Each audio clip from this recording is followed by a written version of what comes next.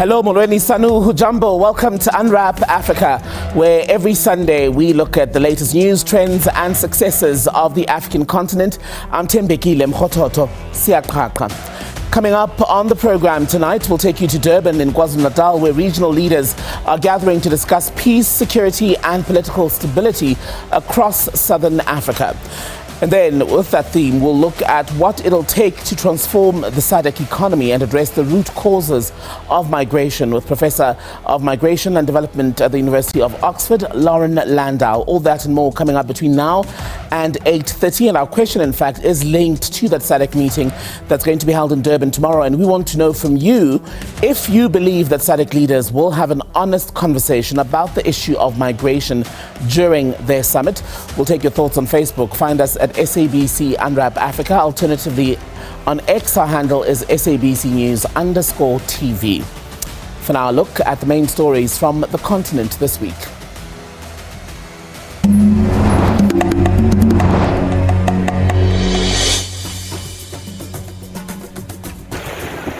News out of Zimbabwe, where the death toll from the Kariba ferry disaster has now risen to more than 70.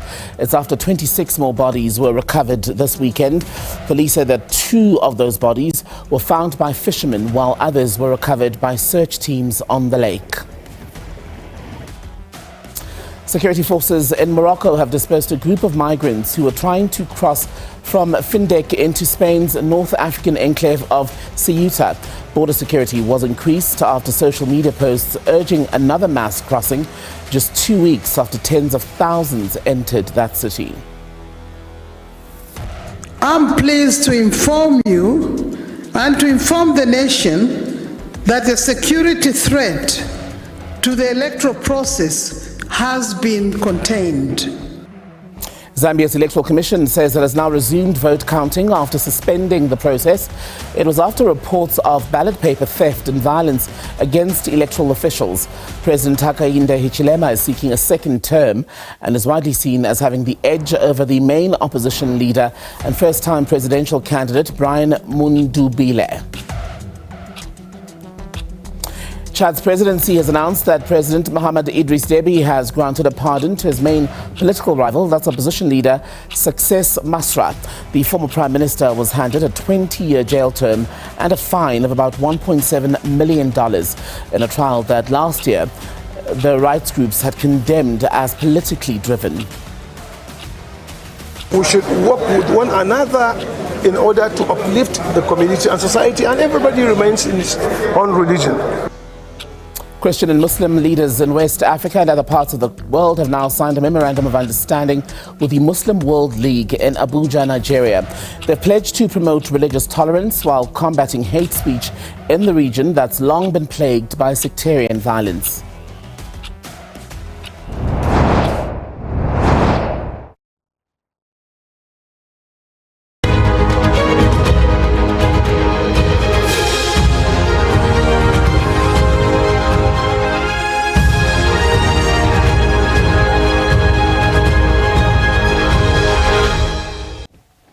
Well, this is our main focus this Sunday night. SADC ministers of foreign affairs having taken a break from their high-level talks to experience Durban's history, culture and hospitality. International Relations Minister in South Africa, Ronald Lamula, says the country is using the SADC summit in Durban to showcase the country and to promote tourism across the region. You get your kumboti and you come and you drink it at the beer halls. So you consume. A break from the hard negotiations and a chance to experience South Africa beyond the conference room. The ministers visited a museum near the summit venue, taking in the country's rich and complex history. So the compass defined name, ethnic group, Zulu, okay? Index, influx and influx control, movement into the city and movement out of the city. You can see here that the person has been medically examined. From history to township culture, the delegation then headed to Mlazi. Tourism is a sector that can create jobs. It was important for the ministers of SADC to take time and visit this establishment, Kwamex. I feel so honored to be visited by the high profile as Minister of SADC, and seeing them in this beautiful establishment, it makes me emotional because of her hard work to try to develop the township. Here, the visitors were treated to the sounds of maskandi and a taste of South African cuisine.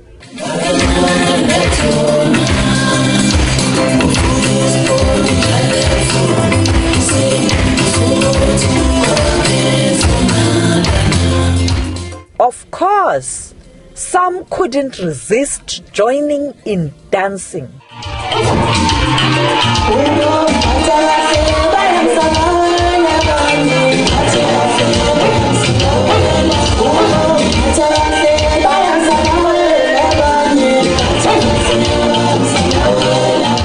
We always have the same feeling when we are in Windhoek or Harare to want to see the township, how the people live there. Yes. So they are very excited. This is a success story really, because we had the history of how this place started. And before we came here, we went to the museum, which was very much appropriate. I speak a lot about shared prosperity. This is an example of that shared prosperity, and we're happy to be here. I would have loved not to have a sweet on me.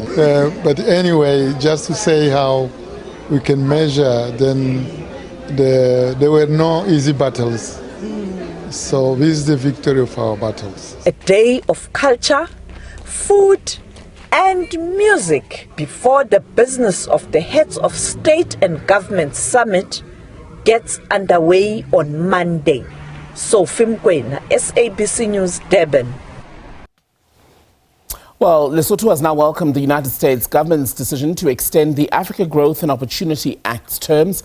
Many in Africa are benefiting from that arrangement as they're able to export their goods to the United States. Lesotho's Minister of Foreign Affairs, Dimpho Tau, spoke to the SABC on the sidelines of that SADC Troika meeting in Durban. For a long time, for almost perhaps more than 20 years, Lesotho has benefited daily from AGOA arrangement, in that the provision of a tariff-free entrance of Lesotho's exports, especially apparel and textile into the US, has resulted into a great number of jobs in Lesotho. So the extension of AGOA to 2028 actually gives Lesotho a further opportunity and to ensure security of jobs and also an opportunity to create more. We believe that our further engagements with the United States will continue to bring more concessions to AGOA, and then Lesotho can also add more products other than apparel and textile. So it's good news for Lesotho. So legal experts in Nigeria are now sounding the alarm about mob killings in the country, with victims often beaten and killed extrajudicially. They say the situation is becoming a trend and it could lead to a breakdown in law and order if it's not addressed. It's after the recent murder of a 25-year-old man in Jos. His name was Ibrahim Mbaya. Unwrap Africa's Tassim Akende has more for you. Ibrahim Mbaya recently graduated from the University of Jos, where he studied political science. He was accused by his killers of stealing an iPhone. They stripped him and tortured him to death. It's not something that humanity should keep going on with it. A lot of people have been killed through jungle justice, either because they stole something, and then it's coming up with the matter of phones now, and all of that, and the jungle justice is increasing every now and then. I don't want the society to keep on going on with it. I want it to stop. Ibrahim's case is not unique in Nigeria. According to research firm SBM Morgan, at least 279 people were killed by mobs in Nigeria between January 2023 and June 2025. Legal experts attribute the situation to corruption among law enforcement officers, late arrival at crime scenes, and declining trust in timely justice dispensation, among other factors. We have the repeated attacks by headsmen. We have the repeated attacks by bandits, and nobody is ever brought to book. So Nigerians and anybody in that state of affairs will take the law into their hands. When people have caught a thief several times and taking him to the police station and 2 days later they see him back on the street, do you think that the next time they catch that person, they will believe that justice will be done when they give the person, when they take the person and surrender him as the Constitution requires? No. The Plateau State government has described the recent mob killing of Ibrahim Mbaya as a barbaric and unconstitutional act which shouldn't happen in a civilized society. According to the National Human Rights Commission, suspicion or accusation of crime does not justify the murder outside the justice system as enshrined in the Nigerian Constitution. Chapter 4 of the Nigerian Constitution outlines fundamental rights of all citizens, which include the right to life, dignity of human person, personal liberty, and to a fair hearing. The Nigerian Human Rights Commission and legal experts say mob justice must be addressed in the country through reforms to improve investigations, arrests, and the speedy prosecution of perpetrators. The security forces need to be more up and doing in their constitutional role. The corruption embedded in the security apparatus in Nigeria need to be treated from the top all the way to the bottom. If you do this, it will restore confidence back to them from the Nigerian people. Then the next thing will be, the Nigerians, there must be a form of advocacy against jungle injustice.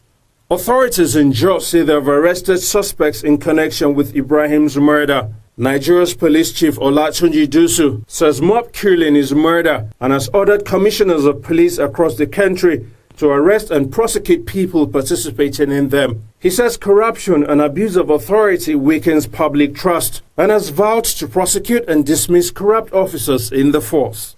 Tassim Akendi, SABC News, Jos. To remind you of our question on Unwrap Africa tonight, we want to know if you believe that SADC leaders will have an honest conversation about migration when they gather for their summit in Durban tomorrow. Let's have a look at some of the responses that have come through already. Emmanuel Ngumalo saying that definitely not. Those people behave exactly like farm murder gangs. They lie and believe and rally behind their lies. Lebuhile RL says, I don't think they are honest with each other. They meet every year, nothing comes out of it. It's just a talk shop for them. Damon Raker is saying they should take their citizens, not talk. Honging among one another is useless. Action is needed. Fusinyembe says most African leaders want to see themselves in South Africa and they're happy when it's faced with problems, especially being their people, but most importantly, they're going to talk about their personal investment in SADC countries. So that's how it's looking in terms of the responses to the question tonight, to us asking you on Unwrap Africa if you think that the leaders from the SADC region are going to have an honest conversation regarding the issue of migration, which has been very topical this year when they meet in Durban tomorrow morning. We'll have a look at more of your reflections in a moment. We'll also, in fact, get some expertise here when we speak to Professor Loren Landau about this very issue in a moment. Stay with Unwrap Africa.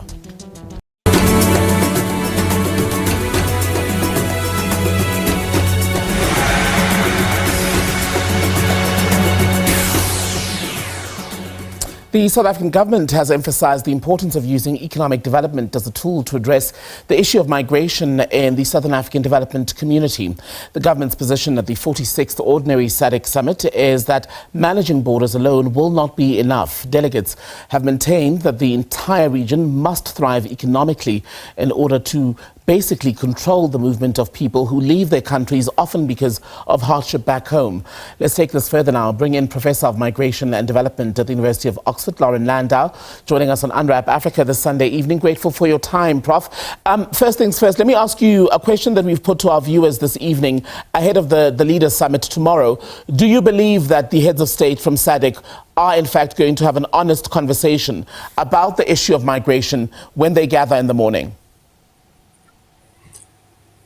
I believe that this will be a more honest and frank discussion than we've seen for many years. Already we've seen sounds from neighboring countries that they want South Africa to speak to what's happened over the last few months. And I think there is a recognition that migration needs to be on the agenda, and South Africa is pushing for the SADC protocol to be adopted and to be considered across the region. So it will be on the agenda. Will it be frank? It will still be a political discussion. It will still be wrapped in diplomacy. But I think there'll be more of a conversation than we've heard in many years. But what's needed, of course, is more than just a conversation, right, Professor? Because ultimately something has to happen. We've seen tens of thousands of Africans from SADC countries, in fact, who've gone back home in the last few months here in South Africa after movements against the illegal flow of migrants into this country.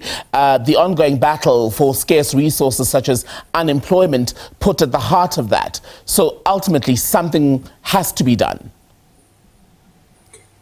Absolutely, something needs to be done. And hopefully the conversation around migration won't be about migration control and borders alone, but we'll really be looking at how migration is part of the regional economy. So while you were saying before, we need to address inequality, we need to float the boat a little bit higher for everybody. That means people are going to have to move. It's going to mean greater sort of integration of labor markets, of supply chains. That requires a framework. There is a draft framework on the agenda. For many years, South Africa has resisted actually that framework because it puts burdens or responsibilities for every country. But perhaps this is the time when we start to see that starting to take shape. And I'm looking at the theme, in fact, for this meeting this year. It is this: resilient, sustainable and inclusive industrialization through infrastructure development, agriculture and critical minerals transformation in pursuit of a just world. Does it speak at all to addressing the issue of migration in a meaningful way? That theme, that's quite a mouthful. It's a lot of themes. But I think if we're going to speak about mining, you're going to talk about industrialization, that's not going to happen everywhere. It's not going to happen equally in every country. So you are talking about migration. You don't get these things. If you put in mines in one place, if you put in agricultural development in another, people are going to move, whether it's within the country or across borders. We're not going to stop seeing migration in the region. It's a region whose economy has been built over hundreds of years on people moving across these borders. That's going to continue. If you're going to have a discussion about inclusive development, you must also have a discussion about migration. It would also have to be a constructive discussion, right? Because, for example, we did see tensions flare between South Africa and Ghana right at the beginning of that movement to have undocumented foreign nationals leave South Africa. Others left voluntarily, we know, on repatriation flights, etc. So in the room, then, how do you manage the conversation to ensure that it does not evolve into a screaming match or just scapegoating? Yeah, I think this is going to be a challenge. We've already seen President Ramaphosa suggest to the SADC leaders that he regrets what's happened over the last few months, the number of deportations, the number of people who've been forced out. He's trying to set it up as an open discussion. But in the meantime, the South African government has also sent a bill to many of these countries asking them to pay for these repatriations and these deportations. And that's going to sour the conversation. So we're going to need from Ramaphosa the best of his diplomacy, and hopefully the rest of the continent and the rest of the region, rather, will be on board for having that kind of conversation.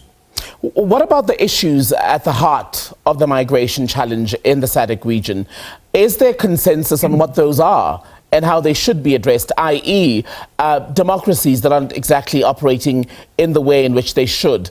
Poverty and unemployment that have reached levels that have become so unbearable for many of the people who come from these countries? Right. I think there's clearly a recognition among some that we need to look at a more prosperous region if we're going to try to equalize, we're going to try to get people to stop moving out of desperation. What I don't think is on the agenda yet is a real recognition, and this includes South Africa, that the more you develop, the more investments you make, the more people tend to move. That's what we've seen everywhere else in the region. It's usually that people are too poor to move that keeps them from coming. So what we're likely to see is actually lots of different ideas about what should happen. South Africa is very interested in asking the neighboring countries to try to stop people from coming in. It's unclear whether they would have any interest in doing that. Mozambique, Malawi, Zambia, Zimbabwe, they rely on remittances. They rely on migration as a core part of their economy. So there will be tensions there. And hopefully, over time, maybe not in the next couple of days, but over time, people will come to see eye to eye on these concerns. What I'm hearing you say, Professor Landau, am I right, is that the issue of migration is one that's going to remain thorny, possibly for quite a while? It's a key electoral issue, as we know in South Africa. It's been pushed onto the agenda very, very forcefully through March on Operation Dudula. However, it's not something that can be solved. Migration is part of how the region works. It will continue to be. It is highly politicized. There's a lot of pressure to do something, and I think we're going to be hearing a lot more about it in the months ahead. So ultimately, it becomes about managing migration rather than ending it, because that's a near impossibility when you look all across the world, right? Neither is it possible, nor is it necessarily desirable. When we look at many countries around the world, you need those skills, you need movement, you need people where you need to develop. And I think it's the fastest way for people to access services. It's the fastest way for the people to access jobs. The economies don't develop evenly across space. Movement is what we're going to see. The SADC protocol, if it's adopted, can help to create a regional labor market, which ultimately would be better and for a more stable and more prosperous region. And final thoughts then, if you could advise many of the leaders in the room tomorrow at the SADC summit in Durban, what would be the one key deliverable that they would have to agree on in order to turn the tide on migration in the SADC region more specifically? I think there's going to be a need to move away from this idea, as you're saying, that they can stop migration and that even we should be trying to stop it, but to try to develop those frameworks so that migration can be a pathway to development at an individual, collective, and a regional level. Professor Loren Landau, pleasure to talk to you, Professor of Migration and Development with the University of Oxford, speaking to us on the eve of the SADC Leaders Summit. There is a dinner, by the way, underway currently in Durban, a reception of sorts, if you will, for the leaders who are in the country to attend that meeting. President Cyril Ramaphosa is due to speak there. We'll try to show you some of the picture as and when we can. For now, though, let's reflect on the question of the evening. We're asking you if you believe that SADC leaders will have an honest conversation about migration during that gathering tomorrow in Durban. And here's more of what you've had to say. Jamal Jamila says that useless organization, nothing good can come from SADC. Thurley T-Man says that I think SADC is becoming an African joke and most African leaders are selfish and don't care for their people or development. JB Days says no, they won't, because their countries are benefiting from South Africa. They will talk about the mistreatment of foreigners. One here from an account with the name The Enterprising Conversation Channel. It says that no ways, those are business partners going to discuss how to make each other richer and powerful at our expense. And always a reminder that the views expressed are not a reflection of the SABC News Department's editorial position, but rather those of the people who send them in. This is Unwrap Africa.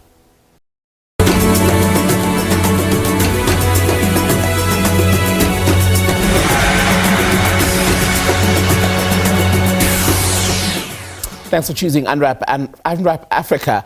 Philanthropist Gael Munai from the DRC has launched the Women Arise Foundation. It's meant to mentor young African women.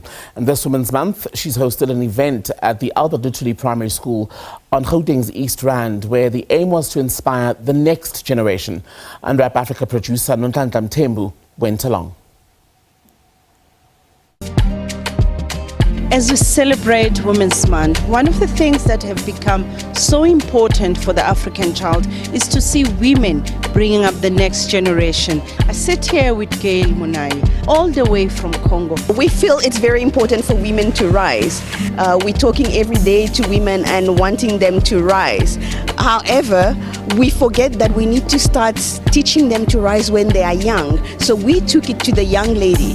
I think she's going to do better if she's prepared to rise while she's still young, not just when she has hit an issue later on in life. My mom was part of a society of women, and one of the things that they did very well was train the young girl. And I felt that it's important that we bring that also to the young girl so that she can start preparing herself not just to live her life as a woman, but to live her life also as a professional woman. Okay, now please raise your hand if you've been scared to try something new. Gail from Congo is already a big inspiration for many girls around South Africa and Africa in a whole, because that was a huge step for her and she's already making a huge difference here. And I hope that I will be able to make a bigger difference as well. We are African one. We need to assist each other and we need to support each other, as Gail is doing with our ladies, young ladies today. In DRC, in the Congo where I grew up, in Lubumbashi in particular, we had the Society of Bemba Women. and they had a community for young ladies, and they had us as teenagers already training us and mentoring us. And this is something that I think all societies all over Africa should actually adopt as well. It's very important for the young girl to be prepared as well to what she's going to face in life. So if there's something that I would like all other societies, African societies, to adopt, is that community rising together from a young age. And that'll do it from the Unwrap Africa team for this week. We're back with you 8 p.m. next Sunday. Thanks for watching. Bye-bye.